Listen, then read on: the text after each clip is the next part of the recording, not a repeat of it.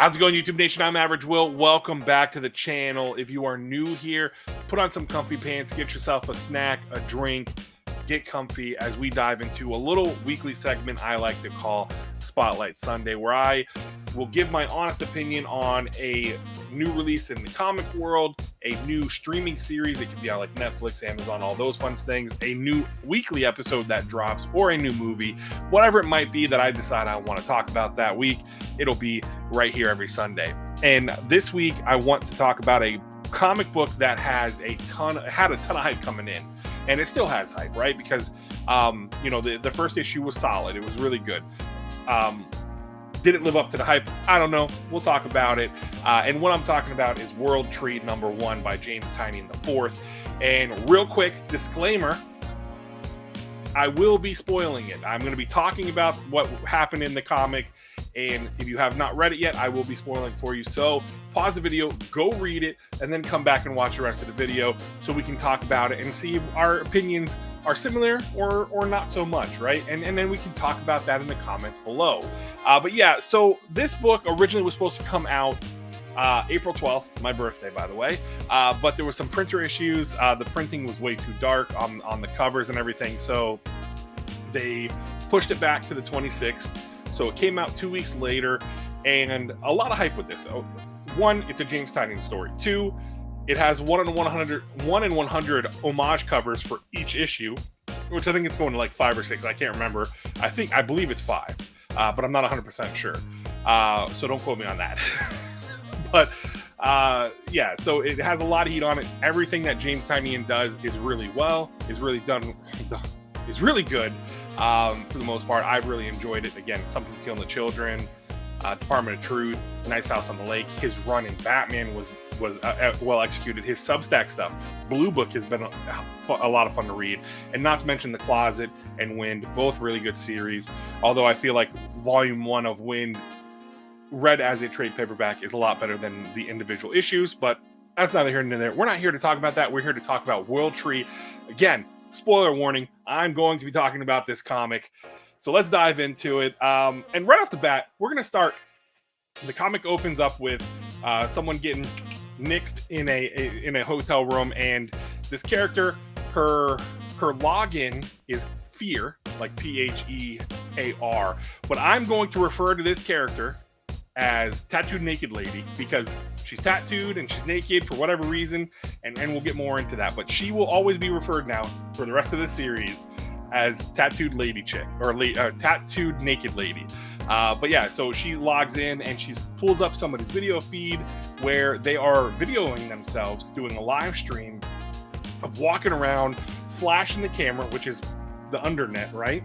And flashing the camera or the phone, and it's causing people to get distorted, and the person is nixing them. Upward to 60 folks, right? 60 victims of nixing, all because it appears that this thing on the phone, this app or whatever that is referred to as Worldtr33, I believe, as we get into it.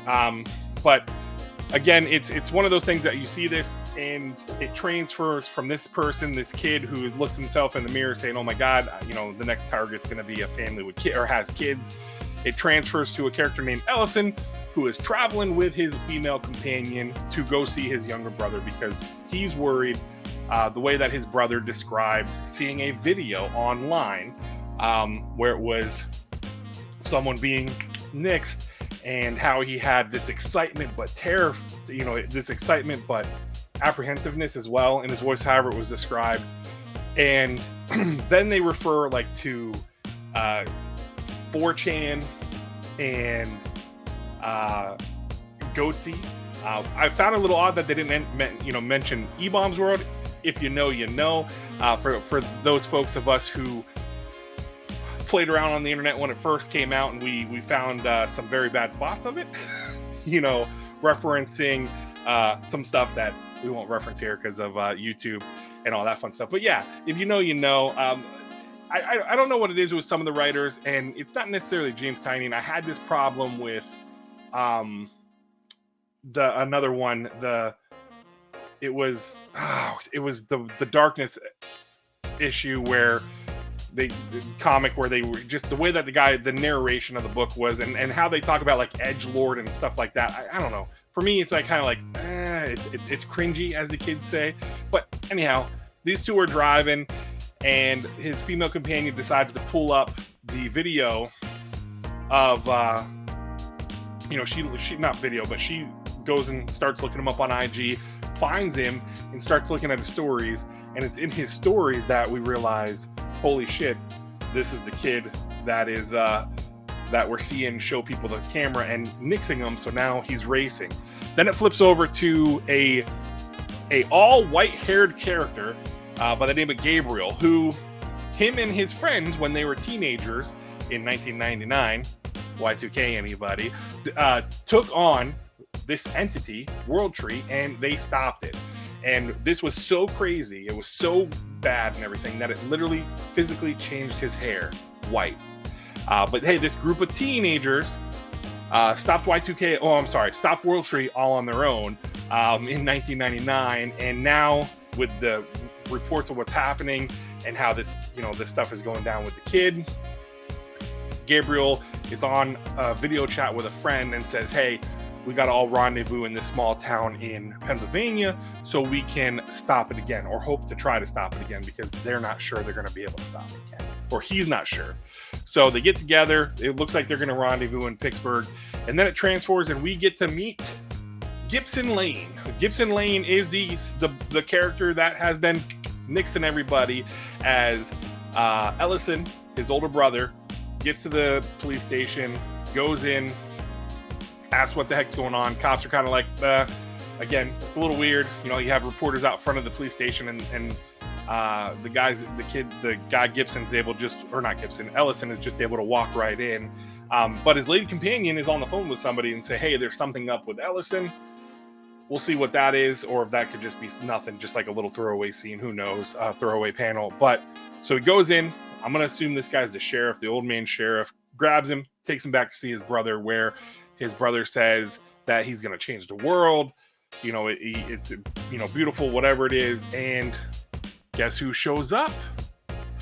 Tattooed naked lady shows up, but she's wearing overalls. She shows up on a motorcycle, gets there, walks in. Just again, there's reporters and everything outside of this police station, and she just walks in, and again, nonchalantly walks in. Police officer like, hey lady, you might want to cover up. Your areolas are showing a little bit. You're showing a little bit of nip. And she turns on a video. She connects, because again, technology. She connects to the TV screens there and shows the video. It makes them go distorted, and she pews them all. She nixes them all and proceeds to undress. Why this character, this tattooed naked lady, wants to always be naked? Who knows? But she undresses, walks into the back, and again, she nixes everybody, and the sheriff's like, I wonder what all that racket is, right? What is all that racket? Not like, oh man, that's gunfire, let's go out there. Again, little nuances and everything like that with the comic. I might be, again, just getting a little ridiculous on it, but I feel like those are little things like, come on. I mean, it wasn't how big is this police station that he couldn't tell that those were gunshots? But I digress. So then she walks in, shows her phone to the sheriff. He gets distorted, and she nixes him before walking into the cell with Gibson. And she shows him the screen, and crazy graphics goes on where he causes his face to bleed from all his orifices. And she says she's proud of him, and he did good work before nixing him and telling Ellison, reach out to us if you want to know the truth, or some stuff like that, how it ends. So that was issue number 1. Now, did it live up to the hype? I thought it was good. Would it be my pick of the week? If I read everything this week, probably. I don't know. There was a few. I haven't read everything yet this week. That was one of the ones I mainly wanted to read. I don't know. I feel I'm going to end up reading the a couple different ones that came out this week that I'd really try to read. But again, was it something that blew me away? No. Was it good? Yes. I love that everything that James Tynion does, he pairs himself, his writing gets paired so well with the art. And I'll say that is one thing I felt like the art and the flow of the dialogue, the flow of everything. Some people I know were talking before, talking about how it was a little dialogue heavy. I didn't get that. You were having people communicating, right? And it was giving you information. I know it was a little wordy with the news reporter and everything like that, but again, it's giving you information, so I don't mind that. It's when I essentially have pages of nothing but words that really takes away. I like the story. I like where we're going with it. I believe it's only right now. It's only set for 5 to 6 issues. I don't know if it's set up for long term or not. Who knows? But you never know with these things, because Something's Killing Children was originally only supposed to be, I think, 5 or 6 issues, and that thing, because it caught on fire, it's now on issue 30, and James Tynion has stated himself that he's planned out, I think, 75 issues, right? That he has the whole thing set for 75 issues, which would be great, because that, I mean, we're almost halfway there then. But I feel like there was a lot of hype to it, and I don't know. I mean, the premise of it is pretty cool. Obviously, the undernet, all that fun stuff, the dark web, the undernet of the dark web. It's worse than the dark web, all that stuff. And the fact that it changed the character's hair to pure white is interesting, because that tells you how powerful it is. Tattooed naked lady, her character is interesting, because it's like, is she just a horseman for this character, so to speak? Like, one of the 4 horsemen of the apocalypse. Is she like a horseman for the undernet, or is she the one of the undernet? Who knows? But again, she likes to be naked for whatever reason. I say I give it a solid 3.5 out of 5. I feel like some of the stuff is kind of didn't add up. Again, you're in a police station that has reporters out front. Why is nobody stopping people that are pulling up, right? You get somebody who just pulls right up, and or you have a group of people, I should say. I mean, they're not stopping the kid when he's walking, or stopping Ellison when he's walking up, and holy cow, maybe there we go. Not stopping. Some weird looking chick pulls up on a motorcycle in just overalls. We're not asking what she's doing there. I don't know. It's a little weird. I feel like it's one of those things that I feel like those kind of things. I know it might be nitpicking, but especially the sheriff or the older cop saying, "Oh, what's all that racket out there?" It's gunfire. I mean, she nixed him, so it's like there's no ifs, ands, buts about it. It was gunfire. So, but anyhow, I liked it. I did like it. It may not seem like it. I did like it. I felt like it was nice. A nice setup for something. Just little nitpicking stuff there. Just little nitpicking stuff. Again, it's like just silly things, I guess. But I'm interested.